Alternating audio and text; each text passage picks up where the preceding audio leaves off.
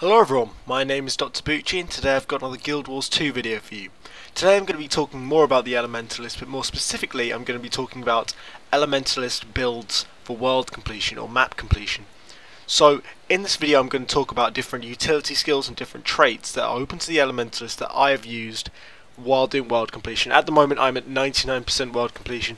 I just need a couple more places in world versus world, but I've done all of the explorable areas, all of the cities, so I've done this in the past week, so I'm fresh in my mind about what I've done and what I think other players can do to speed up the process of world completion, because Elementalists are quite flexible in terms of what they can do. You know, you've got things that improve survivability, things that improve run speed, you get swiftness a lot, loads of different things that Elementalists can do to make the world completion process much quicker. And if you're going for a legendary and you need those gifts of exploration, obviously you do for a legendary, I would recommend an Elementalist purely because of all these things that are open to them. And I'm going to base this on my Scepter and Dagger build that I use, because I didn't want to change up too much, because while I was doing world completion I was switching between world completion and other activities, so I didn't want to have to respec every time I went back to world completion. So I'll put a link in the description to that video so you can see that as well, and you can see my rationale behind that build and what you can do yourself, and if you like it, use it. If not, don't. I'm gonna show you this build. I might talk a little bit more about the staff, because I've noticed there's loads of stuff the staff can do as well, but for now it's going to be Scepter and Dagger for world completion. So the first thing I'm going to talk about is utility skills. Now these are the utility skills I would run on my normal Scepter and Dagger build, and I'm just going to quickly change them. Well, there's only one change really. To Signet of Air. The reason I choose Signet of Air is because its passive grants a 25% increase in movement speed. That's a deal breaker right there. An extra 25% increase in movement speed is quite significant, and while you're doing world completion you want to move around as much as possible. Yes, you're going to need to do damage so you can finish those renown hearts as quickly as possible, but the Signet of Air is, in my opinion, a good trade-off. You get, you know, the active is pretty much useless except for the stun break, which is worth an honourable mention. A stun break will be really useful, especially when you're doing Cursed Shore or Malcolm's Leap, in which a lot of the enemies like to stun you, daze you, knock you around the place, and just generally annoy you. So Signet of Air is, in my opinion, a must for this build. Anything with a stun break will also do, and that's pretty much all I can say about Signet of Air right off the bat. I take Arcane Blast just for extra damage and tagging enemies nice and easily. You know, you can fire that off from a range of 1,500, so you know, you hit the target with that, that's fine, you get the tag on it and you can kill it pretty quickly. That's nice. That isn't necessary, but that's just part of my Scepter Dagger build, so I would recommend that wholeheartedly. And I also have Mist Form, which I use for survivability. It's a stun break. It's only got 3-second duration, but it's very useful. Lightning Flash is also very good. I would recommend Lightning Flash as well. You could probably switch out Arcane Blast for Lightning Flash, and then you could have a pure run speed and survivability utility setup. And for an elite skill, I always go for Glyph of Elementals, or at least while I'm doing this. In my Scepter and Dagger video, I talked about using the Golem instead of Glyph of Elementals, but I did a stupid and forgot that the Golem was only available for Asura, so if you're a human Elementalist or a non-Elementalist or any other Elementalist, you're not going to have access to them. So Glyph of Elementals is very useful. The other ones don't really help you so much in world completion. I feel like Fiery Greatsword is a bit too bitty for actually being useful. And I've spoken about Tornado before. I don't think it's particularly useful in PvE at the moment. Glyph of Elementals, you summon an elemental, different types of elemental, and they're really useful for doing some of those possibly harder skill points, especially if you're in Cursed Shore or something like that and you're taking on a stronger enemy, or if you're running through a group of enemies and you've made a big pull, you want to finish that renown heart quickly. Summoning an elemental just to keep some enemies off you is pretty helpful. For healing skill, I use Ether Renewal. That's completely up to you. I've said this before. I think all the healing skills are quite good. I use Ether Renewal because it's my favourite, and that's not really that impactful on this build, so go with your gut when you're choosing your healing skill. Now to talk about traits. This is my trait loadout for my general Scepter and Dagger build.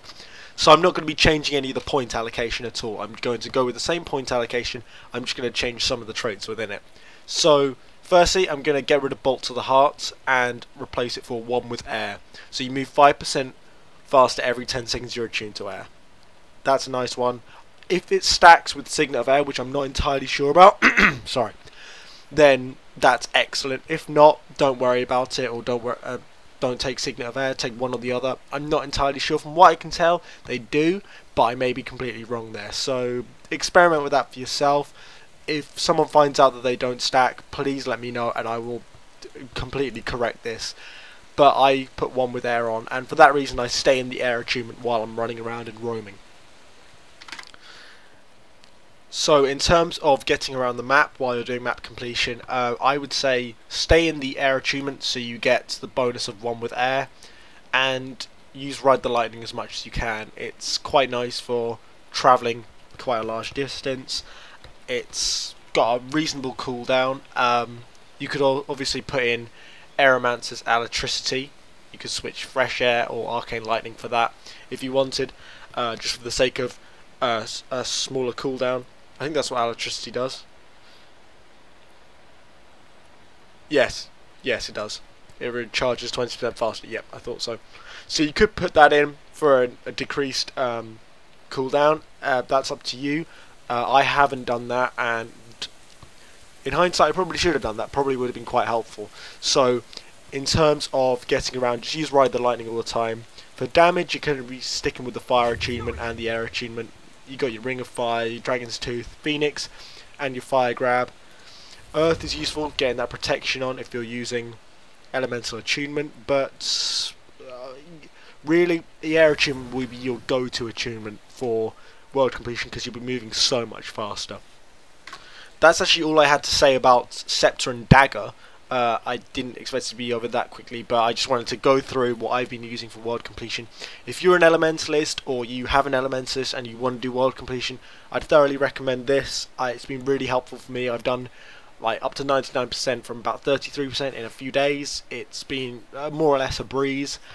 I'll also be doing a full video with like tips for world completion, generic tips for all professions, but I just wanted to talk about a build and this Elementalist build. So now I'm going to talk a little bit about the staff. I'm just going to load up my staff loadout, if you will, and I will sort of do a little bit of hypothetical stuff. This is something I haven't tried. If someone else has tried this, let me know if it's good. I haven't tried it myself, and I would like to see how it works and stuff, but obviously I'm not going to really have a chance now because I've pretty much finished world completion. So here is my staff loadout, if you will. As you can see, I have my staff equipped and I'm in the Air attunement. I've switched Arcane Blast out for Arcane Wave, and I have changed around 1 or 2, in fact just make that 1 trait. I've switched Fresh Air, sorry, for Aeromancer's Electricity. You could also change Arcane Lightning for that, or any of them. Fresh Air is probably one of the ones you want to keep because of that return to air achievement. So yep, we will switch those around. So as you can see, you get 20% faster recharge. Now my logic for this is to have a static field which you can place, which is a combo field for lightning. Then I use Arcane Wave and I get 10 seconds of swiftness. Now I'm pretty sure there are ways to boost your like the duration of your swiftness, your boon duration even longer, probably in the arcane attunement or maybe even the water one, and that would make it even more useful. You could probably get yourself to like perma swiftness even using that. I see people doing that combo in World versus World a lot, which is obviously where I am now, and that might also be quite useful. And also it's got almost the same recharge time as Arcane Wave, so they're gonna synchronize quite well, and you could do that every 32 seconds to have a boost in swiftness. Also you're staying in your air achievements, so you're still getting 1 with air. You probably wouldn't even need Signet of Air at this point because you've got your stun break, which is Mist Form, and you could probably switch that out for Arcane Blast if you wanted, or any other, maybe Lightning Flash, any other utility skill that you wanted. So that's all I need to say about both of these little builds, if you will. Thanks a lot for watching, everyone. If you enjoyed this video, please give it a like. I'm going to do a general world completion tips video hopefully next week. I've got some footage ready for it. I'm just going to talk about some generic tips that I have picked up and stuff I think will be useful, including some useful websites for world completion, just to make the process a little bit easier, because it is a little bit of a push. It's not a test of skill, it's more of a test of your determination and how willing you are to put time into it. It does take a little bit of time, and any way I can help people with it is something I'd really like to do. So subscribe if you want to see that come up. I'll probably put a link in this video's description to that one, as well as to my first Scepter and Dagger video, so you can see the context of these points allocation I've got up on my screen. So thanks a lot for watching, everyone. I'll see you later.